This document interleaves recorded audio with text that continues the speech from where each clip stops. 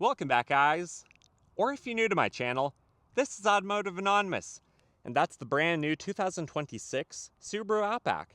But more specifically, this is the Limited, so it has a naturally aspirated boxer engine under the hood, a lot of creature comforts on the interior, and a heck of a lot of off-road capability.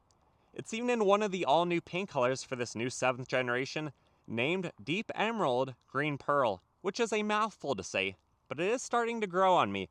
And despite this being one of the most anticipated new midsize SUVs of the year, there's a lot of controversy around it. So today I'm going to share the good, the bad, and the ugly about the brand new 2026 Subaru Outback to help you guys at home decide if it might be the right vehicle for you, or if you really should just leave it at the lot and look at the competition.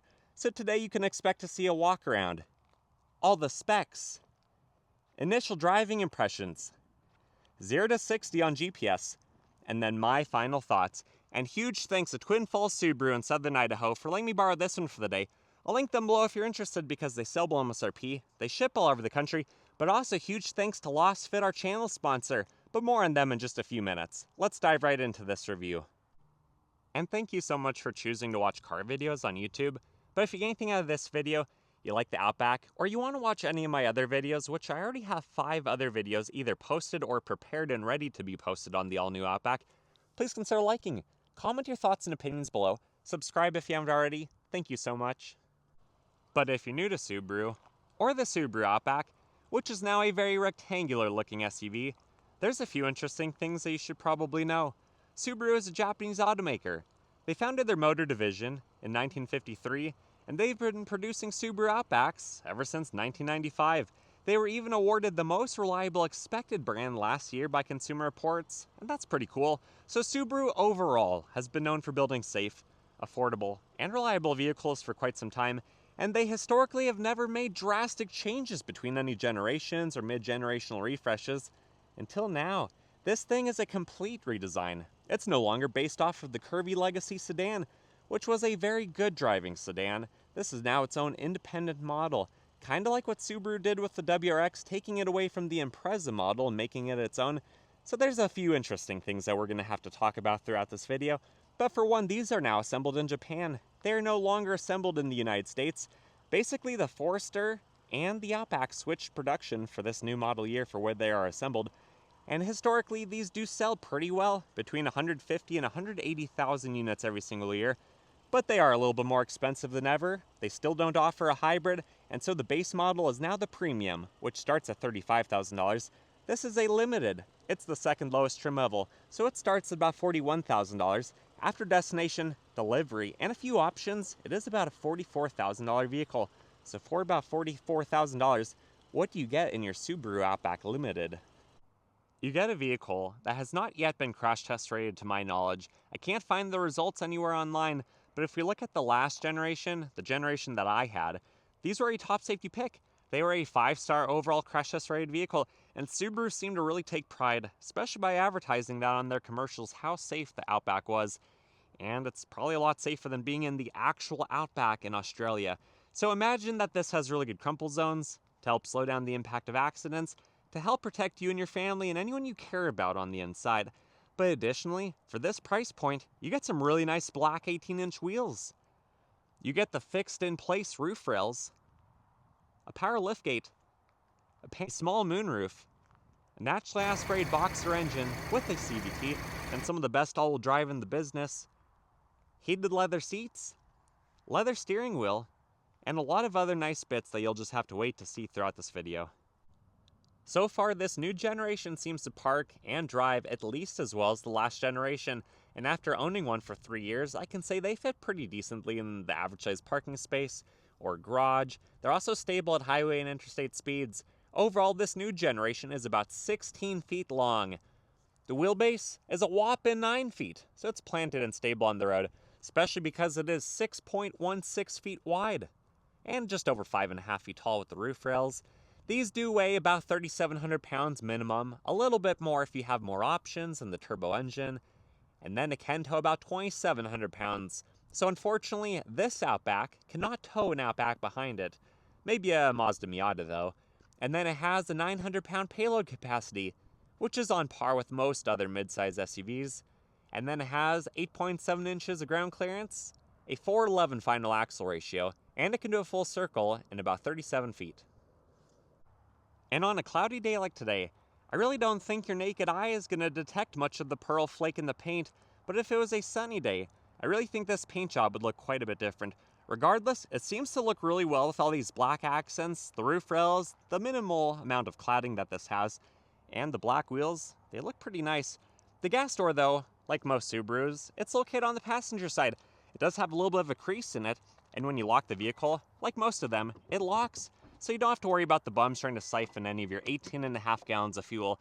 But despite that, this vehicle is now only rated for 25 around town, 31 on the highway, so either the EPA agent who tested it this year maybe didn't drive as conservatively as last year, or this bigger, heavier design truly gets a little bit worse MPG.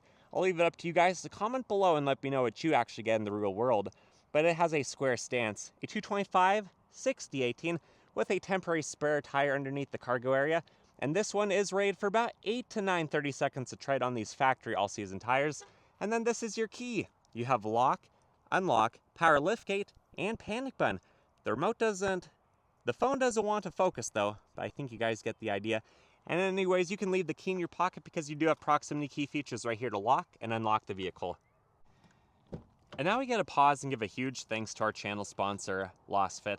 I know a lot of you guys have heard of them before. Many of you have already used my discount code of AA20 to purchase some products, but if you have not heard of them, they are a name brand company. They specialize in a few different products for all the late model vehicles, but they've become world known for building some of the best floor mats in the business, using quality rubbers, using more surface area, better design, better grooves, better sidewall, more rigidity, all the things that you look for in an upgraded mat. These are the factory cloth mats on the Subaru, but honestly, even if you're going to be looking at the optional rubber mats, they're about the same surface area. They're really not any better. They're very flimsy and very floppy, and when you pull them out of the vehicle to actually clean them, you usually dump a lot of the mess into the actual carpet, the one place you don't want the mess to be. So check out the Lasfit mats. There's a reason why we got rid of our factory mats and only use Lasfit on our daily drivers. And with my discount code of AA20, you can usually get a full set for your brand new vehicle for the front, the second row, the cargo area, sometimes even the seat back, for around $150 to $170. It's a pretty good deal. So check out Lasfit if you want a fantastic deal on floor mats that not only protect your vehicle better, but are a lot more pleasant to use, a lot more pleasant to have under your feet. So check them out, Lasfit. Thank you so much for sponsoring today's video. The door panel on this limited trim level, which again is the second lowest, the second cheapest trim level, it's actually a huge step up over the last generation. This cloth door card probably is going to help a lot with sound editing. Same with the cloth material down here in the little cubby. You also have Harman Kardon speakers. You have memory seats. The windows are about as big as they've always been on the Outback, which is really good. Side mirror, you have the turn signal over here. You have the little nub, that's for blind spot monitoring. And then this thing also has leather trim seats. They're heated. The heat feature also seems to work a little bit better than mine did on the last generation. They're powered. You have a small sunroof up top. The Outback has never had a panoramic sunroof, only a small one. And then a heated leather-wrapped steering wheel. You can tilt and telescope it. You have 8 paddle shifter speeds. You have a few options and a few blank buttons. And then hood release, knee airbag, rubberized pedals. And sitting inside the new Outback Limited is a very nice experience. Personally, I'm okay with analog gauges. Not everything has to be fully digital. Not everything has to have an iPad. But hey, at least it's out of visibility of my view out the window. At least I get a little bit of a sunrise. But we have the same message as a few days ago. Loading, loading, loading. Oh, I agree. I agree to move on from the loading. Anyways, this instrument cluster really doesn't actually show you any more information than the old one. It just looks very fancy. When we go through info, you guys can see only a few things change. There's only like 4 or 5 different things to cycle through. And then when you go through info, basically gives you less things to look at, or navigation, or some safety options. And now we're back at the digital dials. So keep that in mind. There's really not a whole lot that's different, other than the HVAC is now physical. And I love that this has an on and off, because not every vehicle actually says on and off, and it can sometimes be confusing on where to find how to turn off the HVAC versus just turning it down to 1 fan speed. You have the heated seats, The higher trim levels also have ventilated, like the Touring XT I drove. You have a wireless charger and it's sunken in a little bit so your phone's not going to slip and slide around. You have a backup camera, which has much better clarity. And then I think even the passenger side mirror just turned a little bit. It might not do it right now until we get moving, but that's kind of cool. You also have controls here that used to be integrated into the screen, and thankfully they are all right there, as well as a electronic parking brake.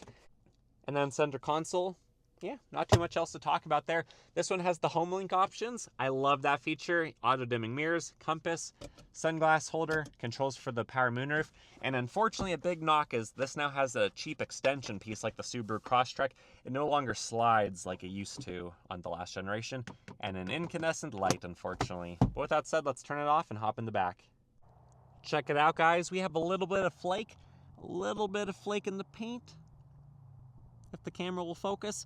Anyways, the back door panel opens up large, probably about as much as the last generation. It's not as much as some vehicles in the class, or even like the Honda CR-V. That door opens up basically to 90 degrees, but still big enough to get in easily. The seats, just like the front, they're not very far into the vehicle, so you have a lot of width on the seats and on the bench, but you really don't have to work too hard to get in and out. You also have a step to get up to those raised roof rails, and then you have the second structural support right there that not every vehicle has. So this has really good side impact protection, big window. You can see how small the Maroni sticker looks in comparison, and nice door card. So sitting behind herself is going to be interesting, but keep in mind, I messed up in the last video, guys. I told you I didn't think that this could recline.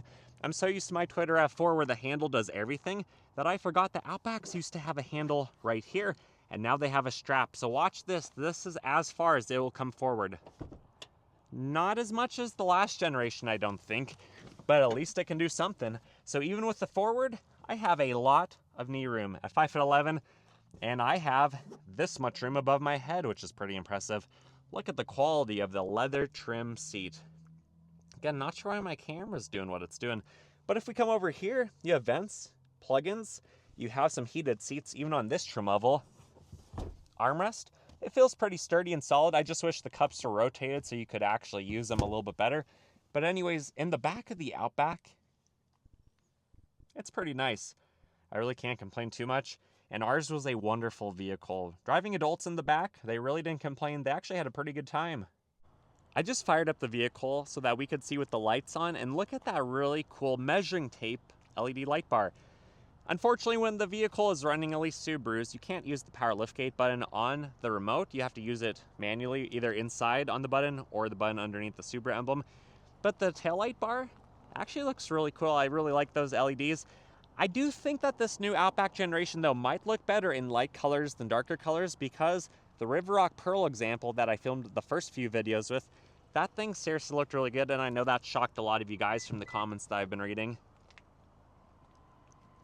Anyways, back here on this new boxier generation, because you have a little bit more cubic volume, keep in mind the cubic volume increase is at the top of the vehicle. It's not down here, it's not really with the length, it's at the top. So unless you actually stack stuff up and you use every little bit of space, like you're filling the back up with balloons or something where you use all the volumetric space, you're not really going to have a more useful back area, more cargo area than the back. You still have about 34, and when the seats are down, you have about 76. So just keep that in mind. There is a spare tire, all the tire changing tools underneath, but the extra room that you have is now closer to the roof line and not usually where you actually use it. The passenger side looks pretty good. I do like that Subaru did not go crazy with the black plastic cladding. There's still a lot, maybe more than some of us would like, but honestly, that is actually like a functional amount, especially if you have a little bit of a mud flap or something on here. And I have heard that you can pop these off and put attachments on them, but because this is not my vehicle, I don't necessarily want to use the key and damage the plastic like you usually do when you pop those type of things off. Anyways, passenger side. The side where the passenger sits that you have to convince that this is a good financial decision and to allow you to purchase it if you're married to them or something like that. Anyways, materials are nice. You still have power options. Seats are heated. The backpack is happy. And honestly, this lighter interior looks really nice. Let's see if we have a 12 volt though, like we used to. Oh no. I did not look on the Touring XT, but this Limited does not have a 12 volt like the Outback used to. Anyways, guys, let's come around to the front. I'll pop the hood and I'll show you what the 2.5 liter Boxer looks like, and we'll talk about the changes to this new generation. Under the hood is the naturally aspirated 2.5 liter Boxer engine. It is direct injection, 16 valves, dual overhead camshafts. And this type of engine actually has 2 valve covers, one on each side, a head on each side, and then it even has 2 halves of the block because they're mated together, kind of interesting. But this is also the only unibody that I know of that has a longitudinally mounted engine. So it has really good turning radiuses because of how the engine is oriented. You also have really easy serpentine belt changes. The alternator's right there, all the reservoirs on the periphery, the fuse boxes, the battery. It's a very good platform. This one also does not have the thermal control valve, which was a potential failure point. You can see it's open in that plenum space right there, which is awesome. And then this one now makes 180 horsepower at 5,600 RPM and 178 pound-feet of torque at about 3,700 RPM. So a little bit less power, but more usable torque. And honestly, the main change under the hood is that, well, it still has a prop rod even on the $50,000 Touring XT, but now the badge lifts with the rest of the vehicle. So with that said, let's drop this and take it for a drive. Initial driving impressions of the 2026 Subaru Outback Limited. Let's get up to speed. This is the non-turbo. It is maybe a little bit heavier than last generation, so it does take just a moment to get up to highway speeds. And that's with just me and the backpack hanging out in the car. There's no one in the back seat. We're not towing up to the 2,700 pounds that this is capable of. But anyways, just cruising now that we are up to speed. Visibility is fantastic. Maybe not as good as the Forester, but also it's a lot better than most of the competition. The hood, while looking more aggressive than ever, still slopes down pretty well. You can still see right down the center of the rear view mirror, even though this vehicle is 16 feet long. So it's right on par with the other mid-size SUVs. And then honestly, if anything, the acoustics in this Limited almost seem better than the Touring the other day. Maybe it's from all the carpeted trim pieces, maybe absorbing the sound waves a little bit differently. But honestly, it's cool. I like it. I also like that this is a little bit more lively interior. Although we don't have a ton of glass above our heads, letting in a lot of natural light, this reflects a little bit more light than all the black interiors you often find in vehicles. Still handles very well because it's a Subaru. Even putting power through the system, having to change directions a little bit, man, this handles a heck of a lot better than my Toyota RAV4 hybrid, which is only connected the engine to the front wheels. This thing really feels competent on the road, and like you can get out of the way of animals, of deer, of anything that's gonna pop out if you drive through the country like I do a lot. But anyways, guys, the speakers, they sound okay. Kind of depends on the quality of the station, or if you play your own music will probably sound better. I do wish there was a little bit more storage, a bigger pocket for the passenger, and a side transmission tunnel storage like you used to have. But it's nice that the phone charger is kind of suppressed down there a little bit. Your phone doesn't slide around. The cows, just like in the last video, are still having a good time. They're laying out, hanging out, avoiding the cloudy weather as much as they can, I suppose. Anyways, there's a little bit of a bump up here. I'm gonna get some speed for it. What bump? This is a very smooth ride. Very well driving. Honestly, it feels as good or better than the last generation. I have nothing to really gripe about other than the power plant. You guys are gonna see the 0 to 60, and it might not be as pretty as the Touring XT I filmed just a few days ago. 0 to 60 in the 2026 Subaru Outback Limited non-turbo. Keep in mind, density altitude is about 4,500 feet, so at 3 to 3.5% of horsepower per 1,000 feet, we're down on power maybe 15%. So brake rev, traction is off, and we'll see what this thing can do.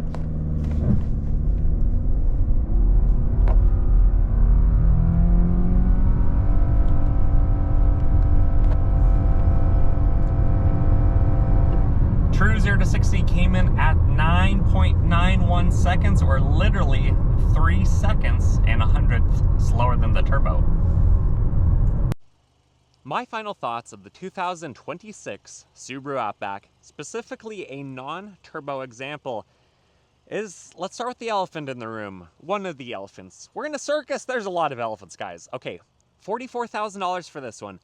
That's a few $1,000s more than I bought a Subaru Outback Wilderness for with the turbo engine just a few years ago. So I am pretty surprised that these have crept up in price so much. I do like that it is assembled in Japan. It feels like a very solid vehicle. Heck, just look at how the hood stays in place even when I'm driving through a car wash. That's pretty impressive. But these are still more expensive than ever. Even the premium starting at $35,000 before destination and delivery, or even some options, that's a lot of money. And the Touring XT, the River Rock one I drove the other day you guys saw, that's a $50,000 car. So these are pricey. And then there's the fact that this doesn't necessarily look like a Subaru Outback. At least what we have in our mind as a Subaru Outback. These are boxy. They're a little bit more rectangular. They're a little bit less curvy. And I don't know if they're as approachable as they used to be. But they do kind of look like the old school Volvo wagons. I think that's pretty cool. And if you disassociate the actual model, what it looks like from the name of the model, I think you might start to like it. So maybe think about that. Maybe instead of calling this an Outback, just call it your Subaru rectangular SUV. I don't know, maybe not. Anyways, guys, comment your thoughts and opinions below. Like this video if you got anything out of it. Subscribe, check out the Twin Falls Subaru, and check out Lasfit if you want a good deal on some awesome floor mats. And until next time, see you guys.